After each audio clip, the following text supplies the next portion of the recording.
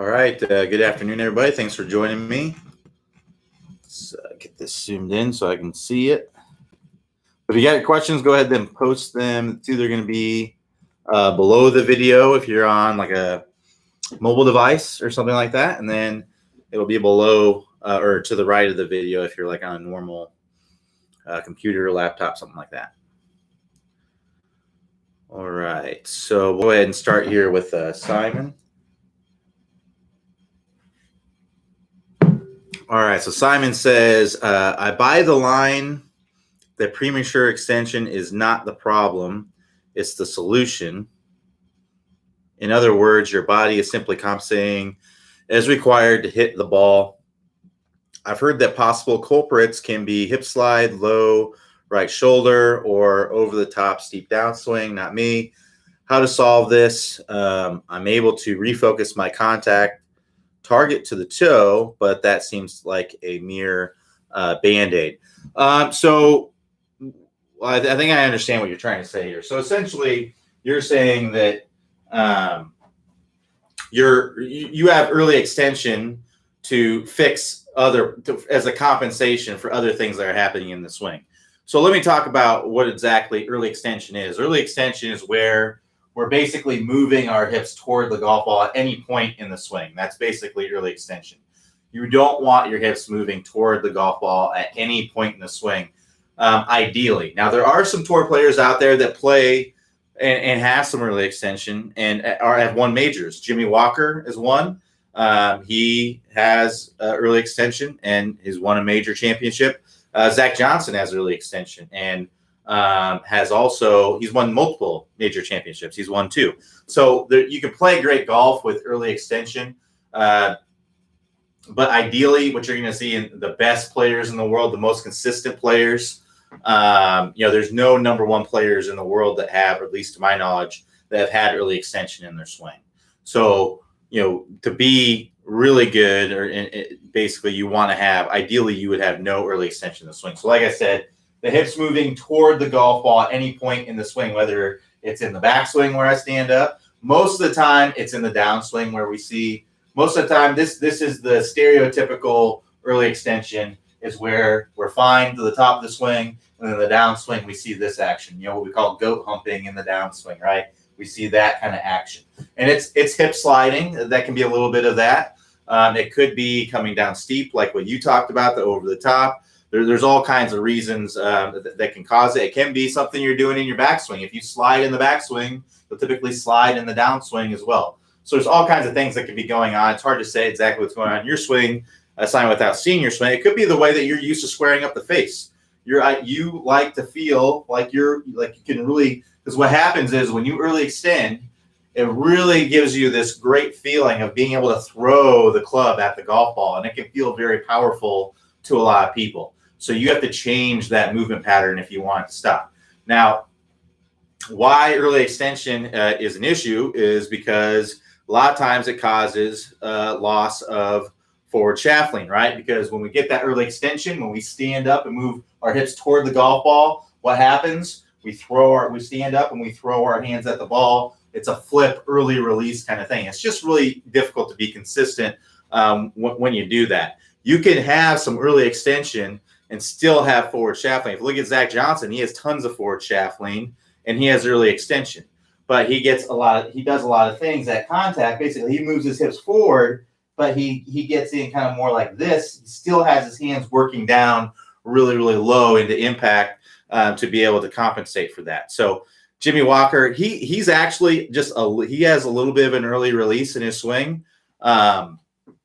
More so than what you're going to see in most tour players. He's probably releasing it somewhere 30 degrees out in front, 25, 30 degrees out in front, where you're going to see most tour players releasing that club somewhere in that 40, 45 degree range, some of them more out in front. When I'm talking about the release, I'm talking about where that club's first splitting the forearms in the downswing. I don't know why, but it looks like it's all smoky in here, and it is not. There we go. That's a little bit better. It was just a smudge on the now I've got this beam of light coming down.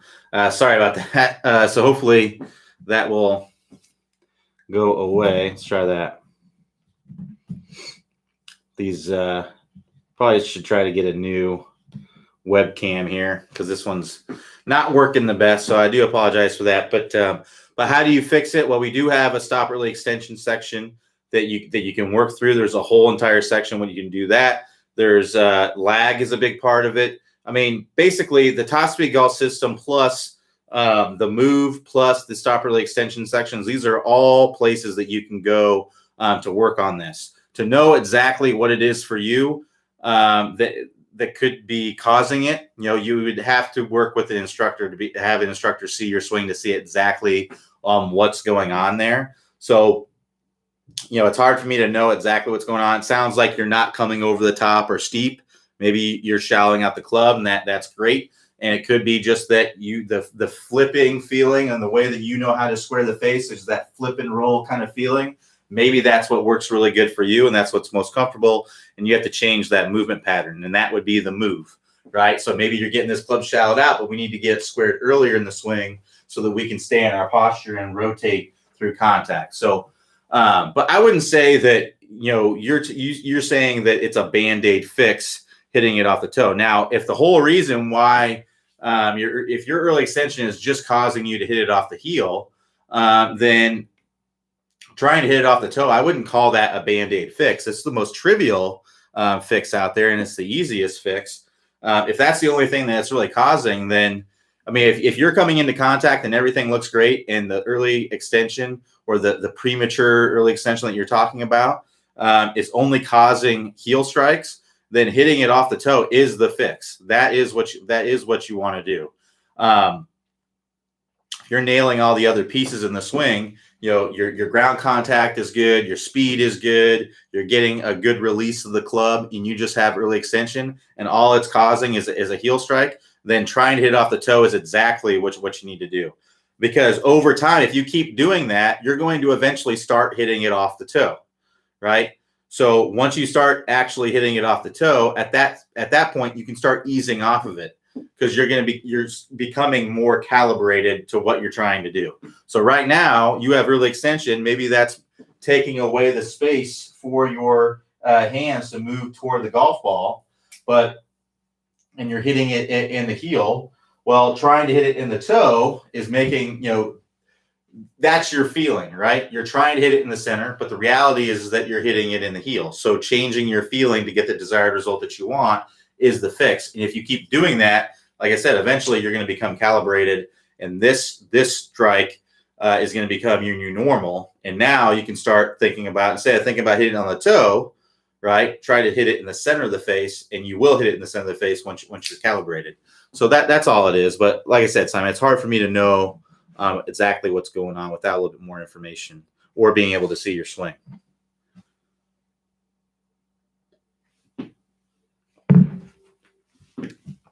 All right. So Justin G says, maybe stupid question, but any way other than distance to get idea feedback on swing speed without a launch monitor? Not really. You kind of need, the best way is with, and you don't have to spend a lot of money. I mean, they don't, at the minimum I would say would be a swing speed radar, which is about $100.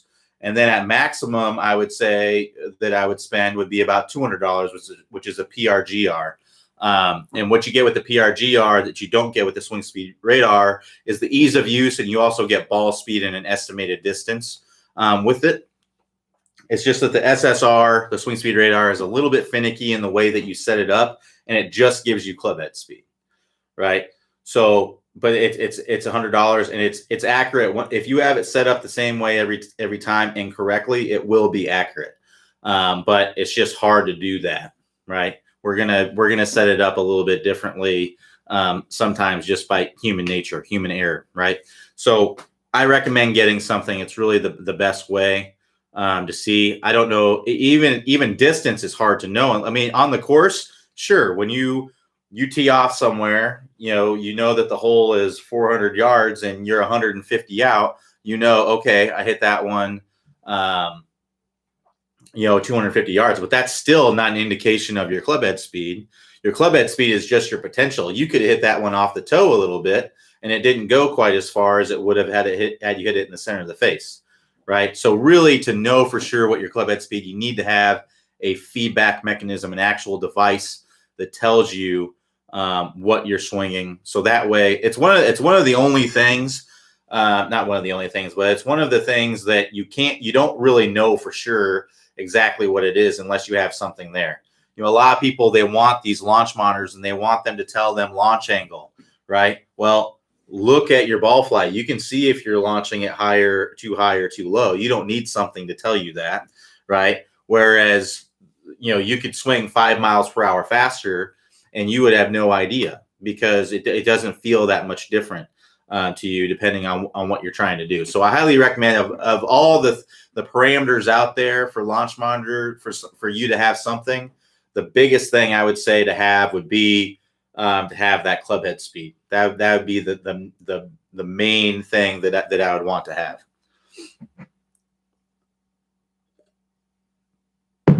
Now, unfortunately, right now the PRGR is on back order, and it doesn't look like they're going to get any until toward the end of the month. So I don't think they anticipated this huge influx in sales because a lot of people practicing from home right now and buying these devices. So I do apologize if you're trying to get one of those and unable to get one. But hopefully they'll make a bunch of them real soon, and then a lot of people can get them. I haven't looked at the Swing Speed Radar. I know that you can get them on Amazon. We don't have a link for those, an affiliate link with them. So, but last I knew, people were getting them on Amazon for it's about $100 to $110.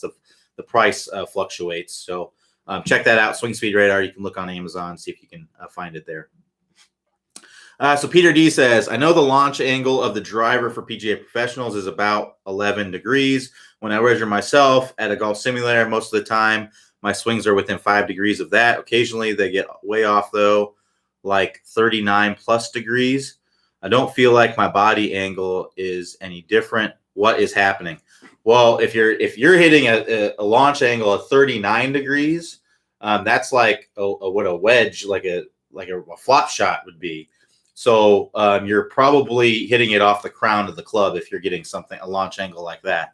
You're probably hitting off the very top of the face and it's popping up in the air. That's probably what's going on there. Now, pop-ups, when you're getting those pop-ups, typically the reason for that is from sliding forward.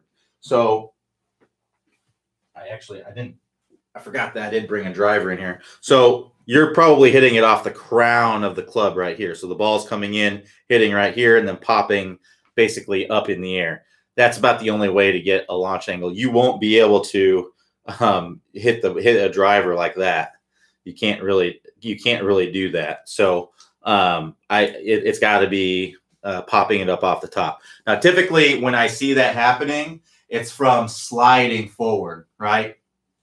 Because what happens is what we want to have happen with the driver is we want this club to come down. If my fist is a golf ball, we want this club to come down, bottom out, and then we want it to work up into the golf ball, right? Well, if you're popping the ball up, that club's coming down. It's reaching its low point at around where the golf ball is, and you're hitting the top of the golf ball, or you're hitting the bottom of the golf ball off the top of the club, and then it pops up into the air. So that's most likely coming from, I would look at your swing on video, but that's most likely coming from this sliding forward. So when I slide forward, instead of staying behind the ball and rotating, right, that's moving my low point forward. The spot where the club bottoms out, that's moving that forward around where the golf ball is, and that can cause those pop-ups in the air. If I stay behind the ball and rotate, then I can have this club bottom out, work up into the golf ball, and that's ideal for getting the launch that you want and the spin characteristics and all those good things. That's the best thing for distance right there. So that's what I'd recommend doing.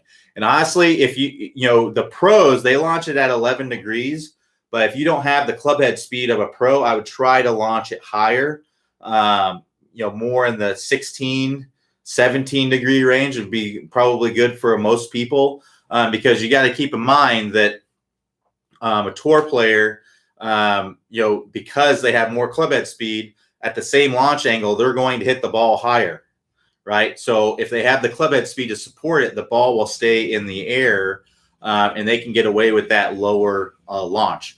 whereas that may not be a good launch for you with that certain club head speed. So sometimes you got to look at what the PGA Tour players are doing. You got to compare where if your club head speed isn't at 100 and 110 miles per hour plus, you probably want to launch it a little bit higher. And honestly, for distance, if you're going for purely distance, even tour players, the average tour player needs to get that launch up a little bit to hit it further. So just some things to keep in mind there.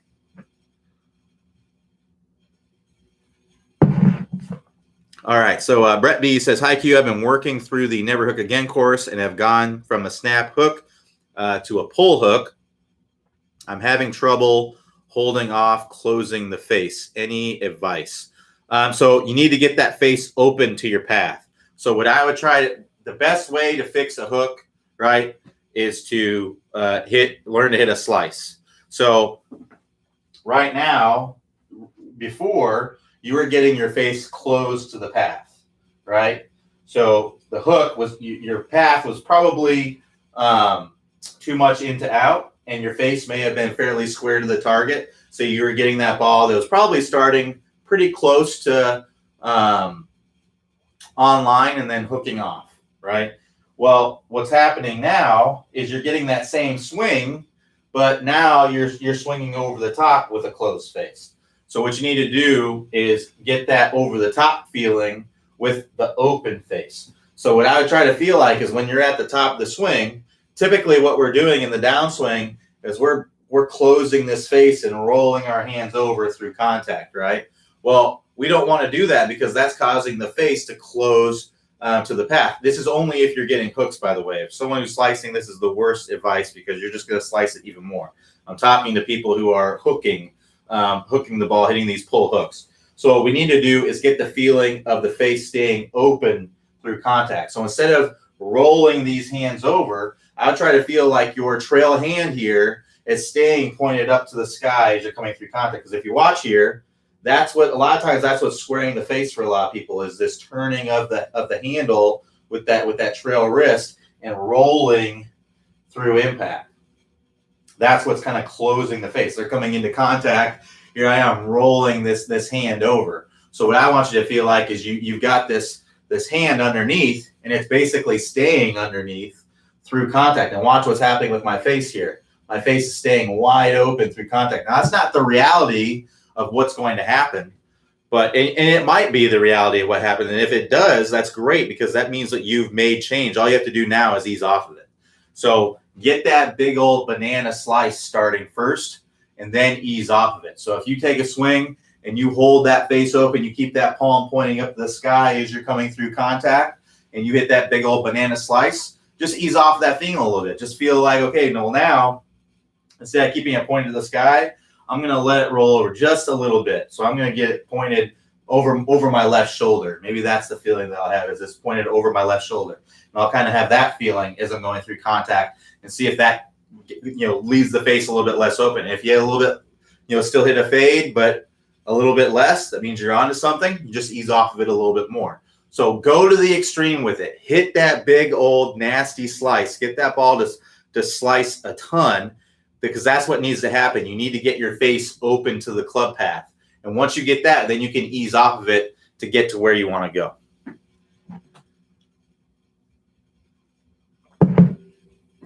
Sorry, I just had to finish my smoothie there. All right. So Steve D says, where should my lead elbow be positioned at impact? When doing drills, working on bowed left wrist at impact, my upper arm seems to want to externally rotate, resulting the point of the lead elbow pointing to my lead hip. Should the point of my lead elbow be pointing at the target instead? It really depends on how strong your grip is. If you have a very strong grip, you can see how that externally rotates, or actually that internally rotates my arm here. So you can see my elbow, that's internally rotated. So internal rotation, right? Inward rotation. This would be externally rotating. This would be internally rotating. So if you have your hand on the club like this, and this would be like a weak grip, right? So a weak grip, when you come into contact, your elbow is going to be more on the internally or the externally rotated side. It's going to be more externally rotated. Whereas if I have a very strong grip, I'm like this, I have my thumb on the side of the grip here. Now you can see as I come into contact, my elbow is pointing more toward the target there. So it really depends on your grip.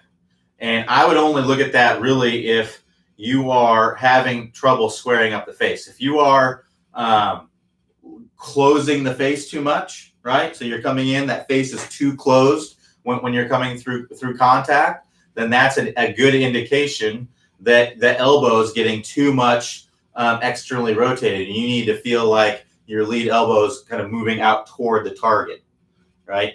That's the kind of feeling that you want to have as you're coming through contact, is that elbow is now pointed more toward the target.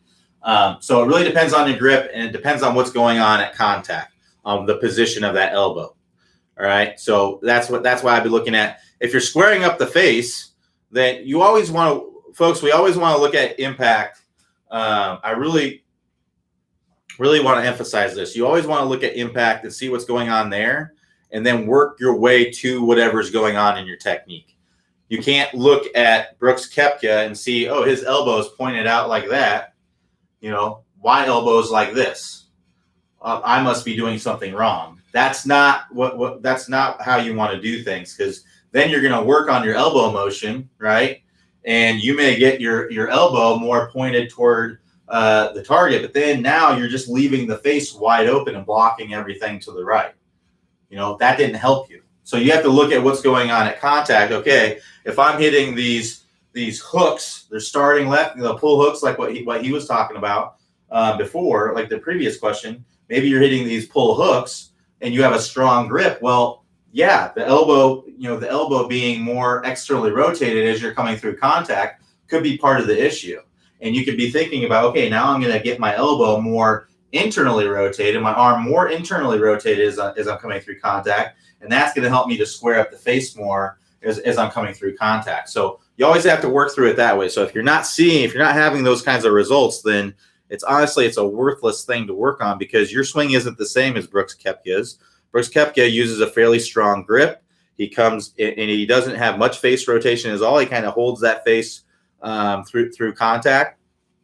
So you may not have the same kind of release pattern as what a guy like Brooks Koepka might have.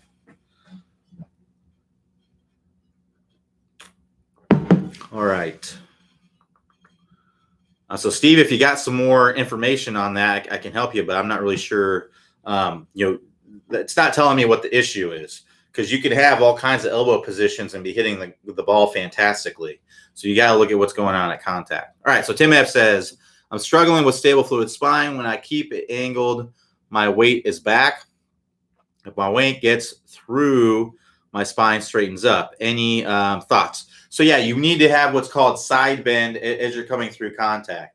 So what you're probably trying to do is you're probably trying to go like this, and that's not going to work. We need to rotate. We need to get our momentum going forward and rotate our hips. So at address, we want to be about 6 to 8 degrees angled away. All right. As we go to the top of the swing, we want to remain stable, and we want our overall basically angle of our torso to also be about 6 to 8 degrees at the top of the swing. All right. We don't want to be where we're leaning toward, and we don't want to be where we're too far angled away. That's going to cause all kinds of issues at impact. If I'm too far angled away at the top of the swing, I'm going to have a hard time transferring my weight. I'm going to hit a lot of chunk shots. I'm probably going to swing too much into out, or I'm going to make some sort of compensation in the downswing that's going to make things really, really difficult for me.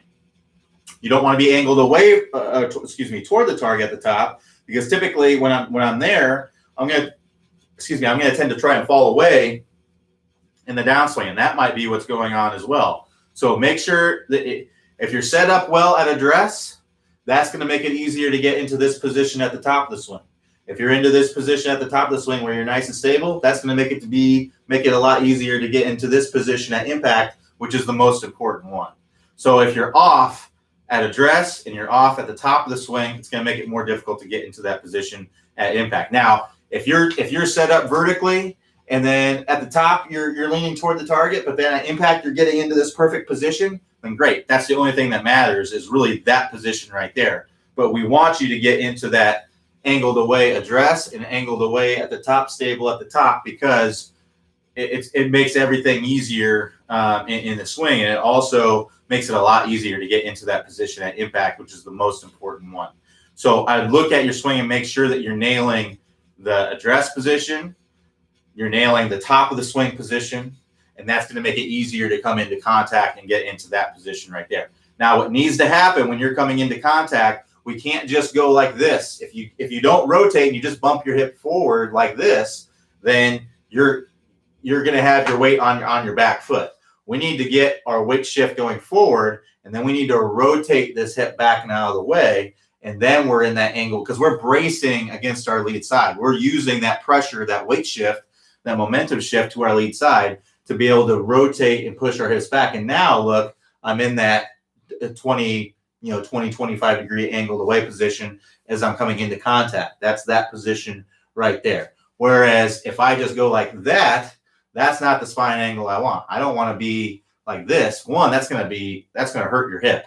You do that a lot, you're going to have some pain right there in your backside, in your back, and in your hip. So we need to get here, and then we're pushing this hip back as we're coming in. As we're getting that weight shift, we're pushing that hip back and out of the way.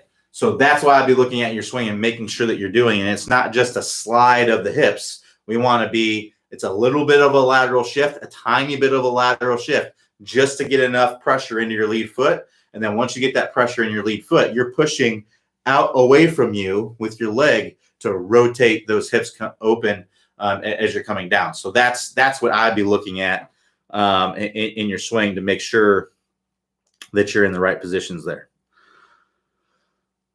All right. So Richard H says, what are ways to stop sliding yet getting your weight in the front foot?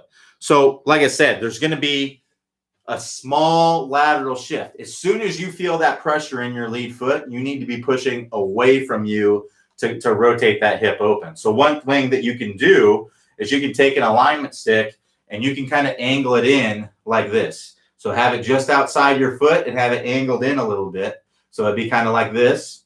Here, let me do it this way. So imagine this is an alignment stick. I stuck it into the ground right here. And I've got it angled in just a little bit, and I have it about 3 or 4 inches from my hip. What I'll do is I'll go up to the top of the swing, and then I'll come down, and I'm not going to let myself touch that, right? And then as soon as I get to my lead side here, I'm pushing back and away. I'm trying to keep my hip joint inside my ankle. I don't want my hip to go past my ankle. I want my hip to stay inside my ankle here, and I want to turn off of that. And if you work on this, and as soon as you feel that, you're going to have instant feedback. Start over. Change what you're doing. Go up to the top, get here, turn out of the way, rotate into impact. You're getting that weight shift here, and you're turning into impact. So it's about using the ground properly. What happens is we get that weight shift, and then we just throw the arms, right? We need to get that weight shift and rotate and bring the arms in. That's what we want to do as we're coming into contact. We need to feel like we're rotating this hip back and out of the way. You need to push your hip away from the golf ball as you're coming in.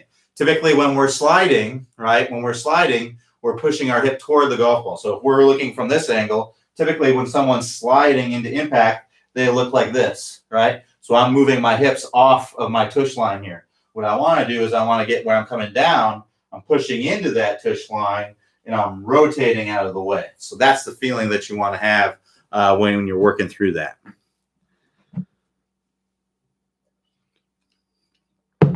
All right.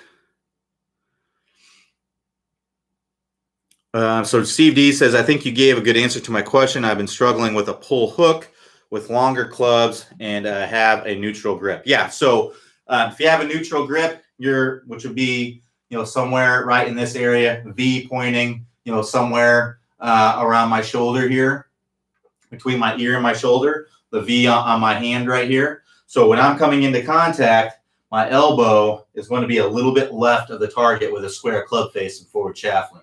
If I had a very strong grip, my elbow would be pointing more toward the target. If I have a neutral grip, it's going to be a little bit left. And if I have a weak grip, my elbow is going to be pointing more kind of toward my hip a little bit here.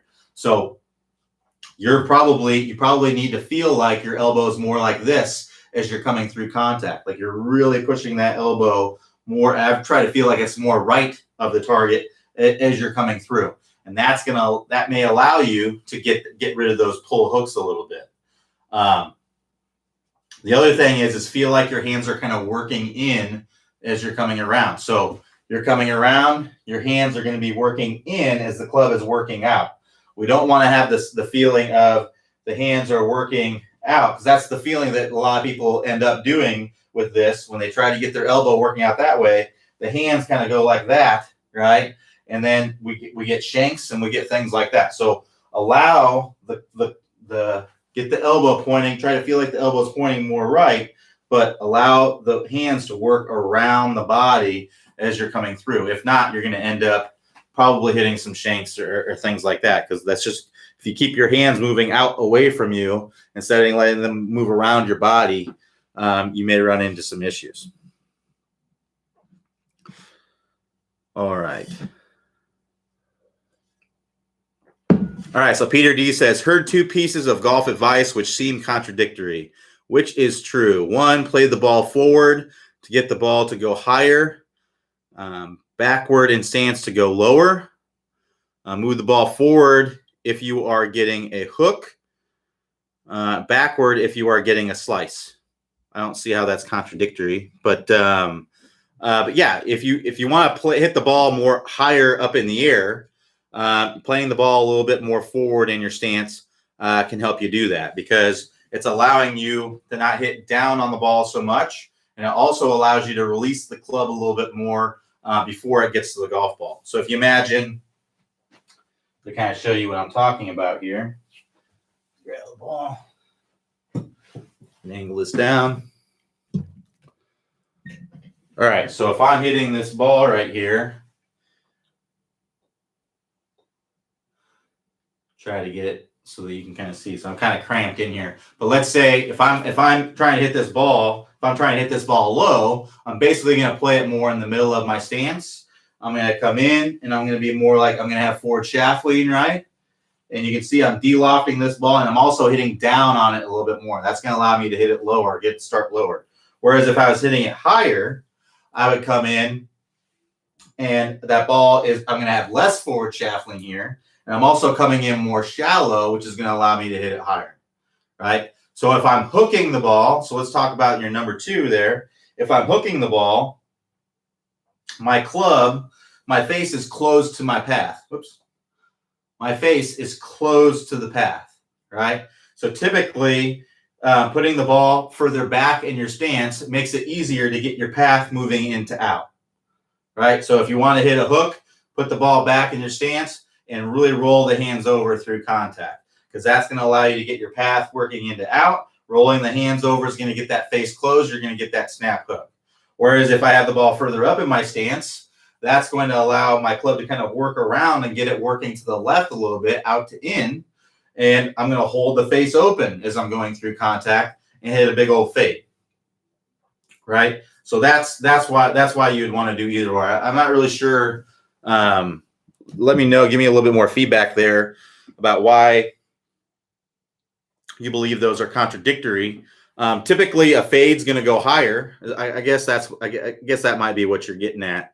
So a fade is typically going to go higher because the face being open to the path typically adds loft. It doesn't have to, but most of the time it does. It does add loft unless you de-loft the face more to compensate for that. So moving the ball more forward in your stance, I mean, that wouldn't be that would actually help you to get the ball go higher because you have to open the face. Whereas when you hit a draw, putting the ball back in your stance would help you to hit.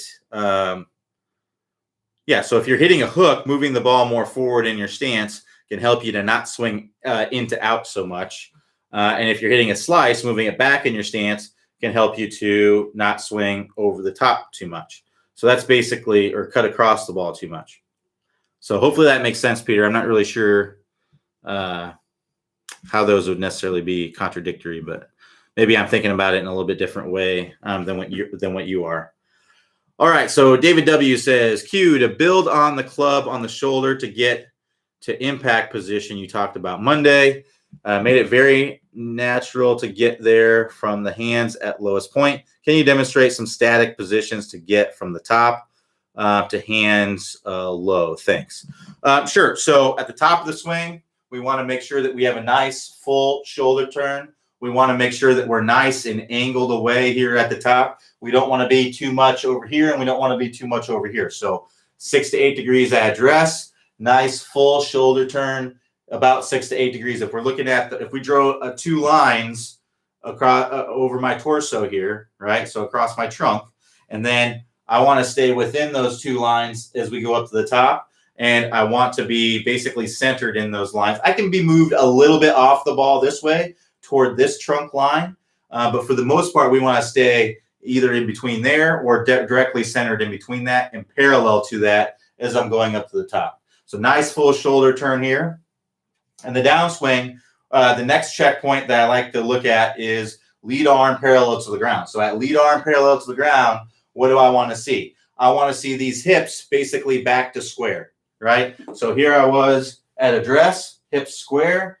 I go up to the top of the swing. Typically, I'm going to have about 45 degrees of hip rotation. As I come down to first parallel with my hands, I want to have those hips back to square, all right?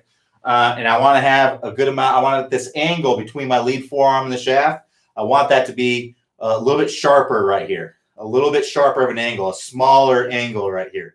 That's what I'd like to be. So that's going to be some good lag. Now from here, that's where that club starts to lag, or where that club actually starts to release. So we've maxed out the amount of lag that we can get. Is starting to release.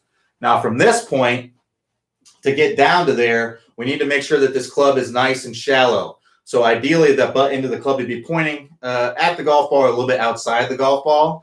Depending on the depth of your hands, they might be a little bit different based on that. But typically, you want to have this club nice and shallowed out. Basically, having this club close to on plane. And we also want to start squaring that face earlier. So that's from the turning of the handle with the lead wrist. So that's this motion here, and then that's this motion here. So it's flexion with the lead wrist, which is palm down, and then you got extension with the trail wrist, which is knuckles back. All right, so that's squaring up the face. If you look at Brooks Koepka's swing, and I brought him up a lot today just because I really like his golf swing. But basically, that's what he's doing. If you watch him at the top of the swing, he's doing that motion as it's coming down. That's squaring. That's effectively squaring the face. And when you do that, it makes it a lot easier to rotate through contact. If you leave this face open, you've got to really roll these hands over when you come to contact. And typically that's going to be a flip and roll is what they often call it. So we want to get that club face, this club shallowed out. We want to get this club face squaring earlier in the downswing. See how my face is turning? I want to get that club face squaring earlier. And then we can come down to club parallel. And when we're at club parallel, what I like to see is I like to see the hands about in front of the trail thigh. That's a good indication that you're not releasing this club early, that you're getting good rotation and you're squaring this face earlier in the swing to allow you to do that. So we want to have the hips start to open up. The hips are going to start to open up to the ball here, roughly, somewhere 10, 20 degrees open, something like that. I'm going to have this club face starting to square earlier in the swing. I'm going to have this club parallel to the ground. Now I'm going to continue to rotate, right? I'm going to continue to rotate my hips and get this club head into the ball square with lots of forward shaft lean here. My right shoulder is going to be lower than my left shoulder, or your trail shoulder is going to be lower than your lead shoulder. Your trail arm is going to be bent right here. You're going to have this window right here between your trail arm and your lead arm as you're coming into contact. So let me get the right camera angle here. There we go. As I'm coming in, I want to have that window right there. You can't really see it, but the camera angle's a little off. But you want to have that little bit of that window there between your lead arm and your bent trail arm there. And then lots of forward shaft lean. Hips are going to be rotated open roughly 40, 45 degrees, something like that. Could be a little bit more depending on your flexibility. And then from there, You just come all the way around and into the full finish. So that's a lot, right? But those are basically some static positions, some things that I look for throughout the swing. Whenever I'm looking at students, I'm typically looking at those things. I'm looking for, are we in a good setup address to make those things easier? Are we at the top of the swing? Are we in a good position at the top of the swing that's going to make the downswing easier? So are we in a good stable fluid spine? Have we got a good shoulder turn? Are the hands high enough? Are they, is the elbow in a decent position to make it easier? All those kinds of things. Are we sliding our hips? The spine angle is going to tell you a lot of those things. As we're coming down the downswing, are we starting the downswing correctly? Did we get a momentum shift to our lead side, or did we just start down and start throwing our arms at the ball? Do we sharpen up this angle in the downswing and continue to rotate as we're coming down? So those are all things that we want to look at, and these are the things that we see in the best ball strikers out there. If you look at Rory McIlroy, Dustin Johnson, all these guys they're all doing these things that we talk about. Basically anybody that's on tour is doing all these things that I'm talking about here. So it's not just the upper level players, it's amateur players too. Anybody who's basically really good at golf, a scratch or better, is doing these things in the swing. I haven't seen too many players that have really unorthodox things in their swing that are outside of what we talk about in the Top Speed Golf system. They may do unorthodox things compared to other players, but not compared to what we do what we talk about in the Top Speed Golf system. So we're talking about basically every single player has a stable fluid spine. Every single player has a good shoulder turn. Some have more than others. People make comments all the time about Jon Rahm and Tony Finau. They're getting a full shoulder turn. It's not as much as other tour players, but they're getting to at least 90 degrees. Whereas I get people all the time who are like this in their backswing, and they want more distance, and they say, well, Jon Rahm doesn't have a full shoulder turn, and Tony Finau doesn't, but they're both of those guys are right here. They may not be getting a 130 degree shoulder turn like Bubba Watson, but they're getting at least to 90 degrees, and they're also both swinging 120 miles per hour.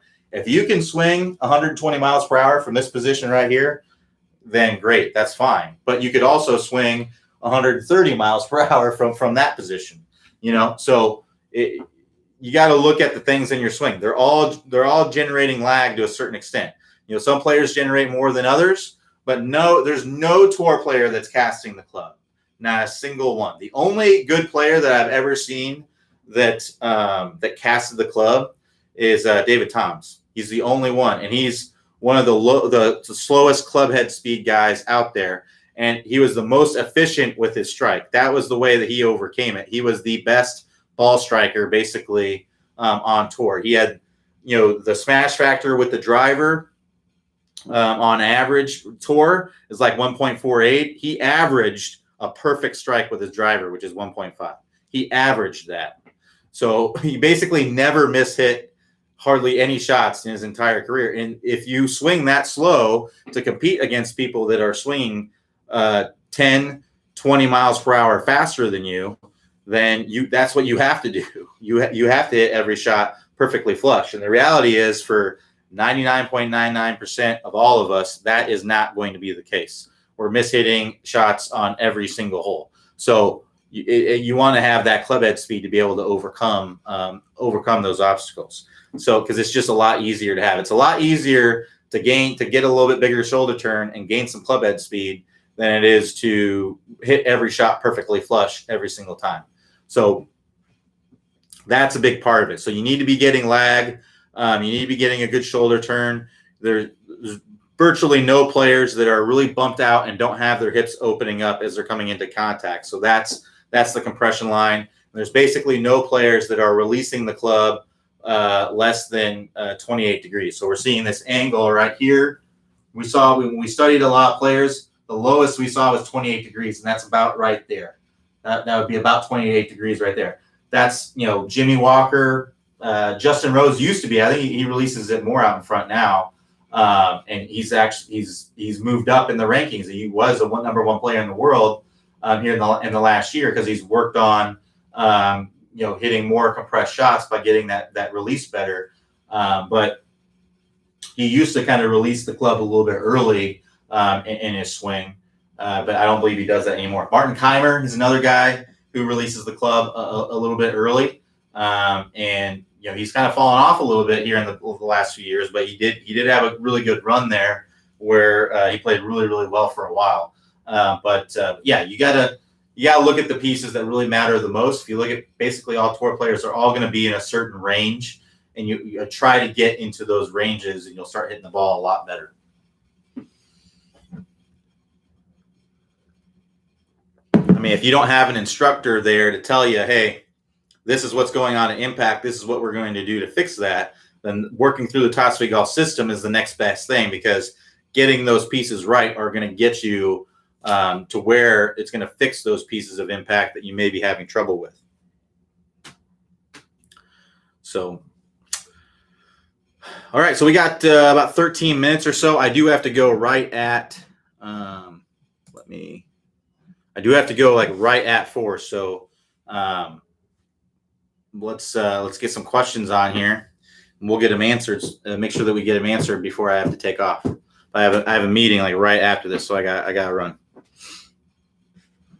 I only say that because yesterday, with like 3 minutes left, I got bombarded with questions at the end, and I ended up staying 10 minutes after answering them. So I won't be able to do that today. I don't mind doing that when I have time to, but unfortunately today I don't have the time to do that. So get your questions on there.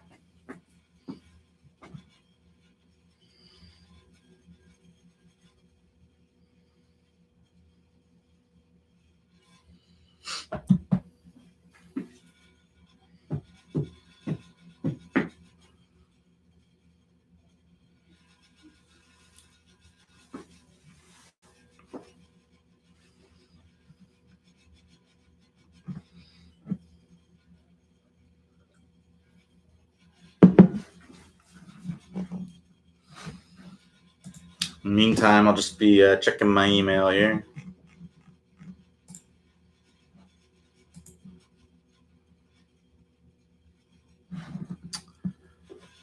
So David W. says, the indoor series is turning out great. If we survive COVID, we all may emerge from the cave as better golfers.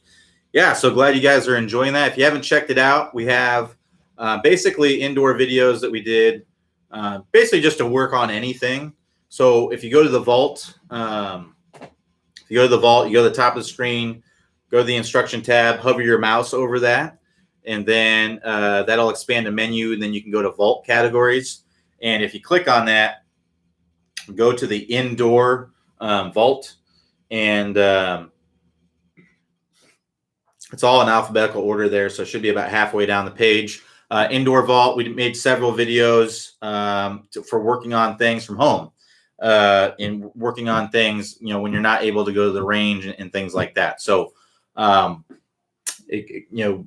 really, really cool thing to check out. We also made indoor modifications for the 20-minute distance fix. So if you're working on the 20-minute distance fix, or you were working on the 20-minute distance fix, go and check out those. Go and check those out, and they'll be waiting there for you. So if you go to the 20-minute distance fix, go to the top of the screen, hover your mouse over the instruction tab there. That'll expand a menu. Then click on the 20-minute distance fix. If you go there, if you look on the right-hand side, you'll see the lesson tree right there. And you can click on indoor modifications, I believe it's called. And there's a whole series. It's a whole, another slew of videos there where you can see kind of the modifications that you can make when working on distance at home. You can work on speed and distance at home very, very easily. So obviously it's better to go to the range and see the ball hit. I think it's more fun to do it that way. But hey, you got to make do with what you got. So check that out. You can still make huge gains, just as good at gains doing that. So Saki K, and I apologize if I mispronounced your name there. That's a new one for me, Saki. So Saki says, do the hands work forward at the start of transition to downswing? So do the hands work forward? No, typically they're going to be falling behind you a little bit. So as your body's starting to rotate, your hands will actually feel like they do this. if you rotate and your hands go forward, you're going to end up kind of going like this, right? So your hands will be moving. I don't know which direction you're saying is forward, but I'm saying forward is in, toward the golf ball being forward.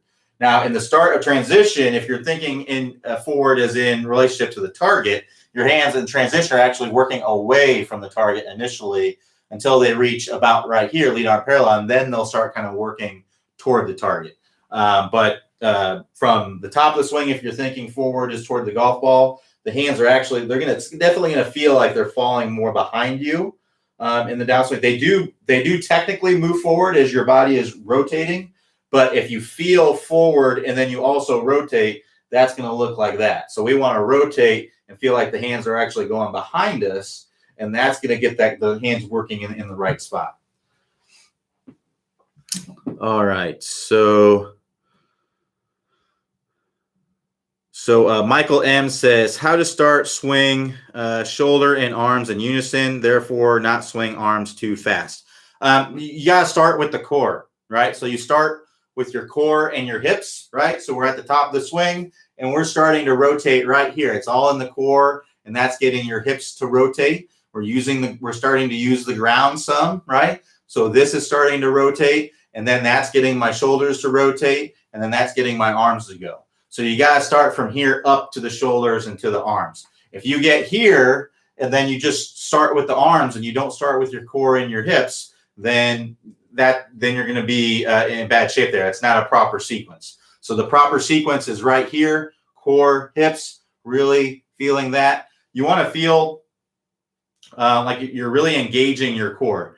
You're going to feel like that. So if you're kind of outstretched like this, you can't really engage your core. But if you kind of do like a crunch, feel that crunch there, and then kind of feel like you're doing a crunch as you're coming down. That's going to allow you to get the core, the hips going and the core engaged, and that's going to get your shoulders going. That's going to get your arms going. That's the feeling that you want to have that proper sequence. Otherwise, if you're just going to the top and then instantly you're just throwing your arms from right away, it's just not a proper sequence.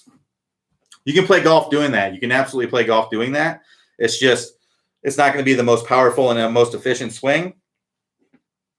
And you're also going to have trouble getting the proper impact conditions. You're going to have trouble coming into contact the correct way. You're going to tend to flip, early release, hit a lot of chunks and thins. You're going to have trouble controlling your face and your path and things like that. So starting with the core, getting up to the top of the swing, engaging that core, rotating the hips, getting the pressure into the ground with the lead foot to get everything to start moving. That's going to help you the best to get those things happening. All right. So Michael M says, how to swing shoulder and arms. Oops. Okay, so I answered Michael. So Michael S says, I find that I often pull the ball left when I attempt the move. Is that due to limited hip rotation or something else? So you're probably not shallowing out the club. So a pull is caused by a club path that's moving out to in and a face that is lined up with that club path, right? So when I'm talking about a pull with a right-handed golfer, I'm saying that ball is hit straight to the left with not a lot of curvature on it. So for a right-handed golfer, this will be opposite for left-handed. That's the club coming down like this, and then my club is swinging in that direction. If you think about a baseball field, it's moving toward third base, and my face is also lined up with third base. So that's just going to be a pull, straight left, right? So if I'm shallowing out the club, that's kind of hard to do.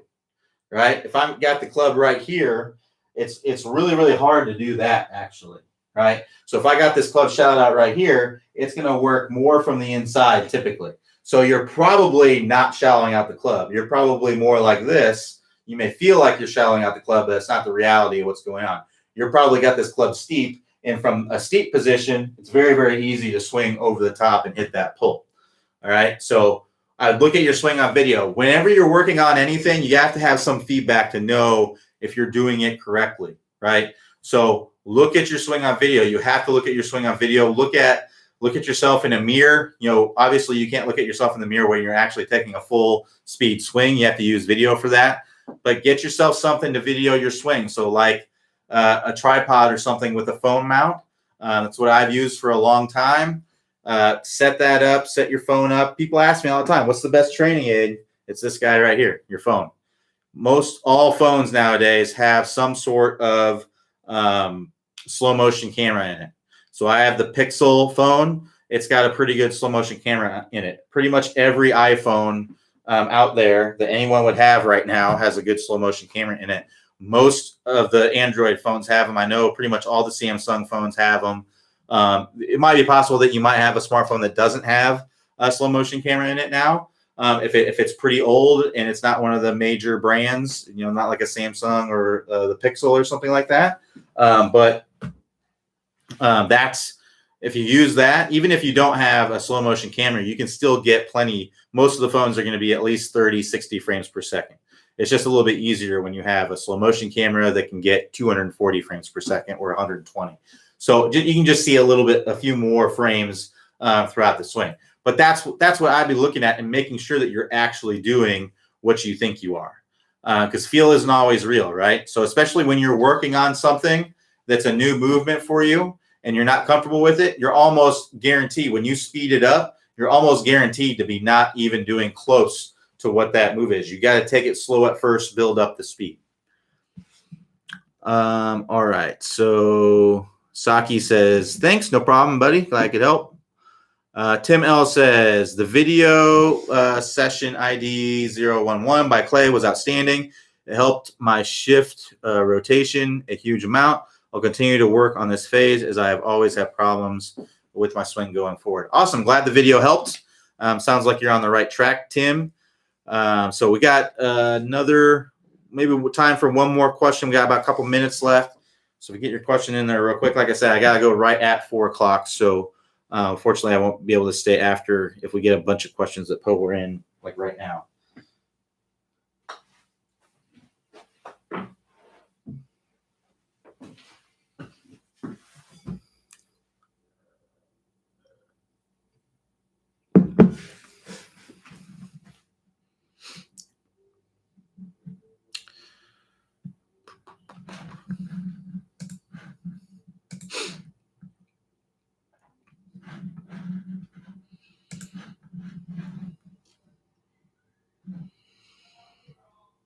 Any more last minute questions? Got about 1 more minute here.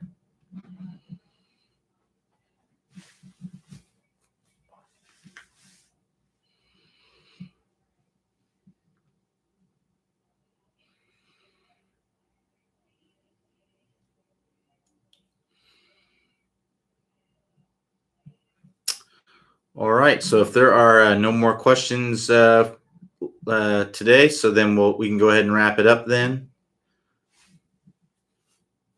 Thanks, everybody, for joining me today. We'll be back here tomorrow. It's going to be 9 a.m. Eastern time, Friday morning. So hopefully y'all can join me at that time. Everybody have a great rest of your day, and I will talk to you all next time.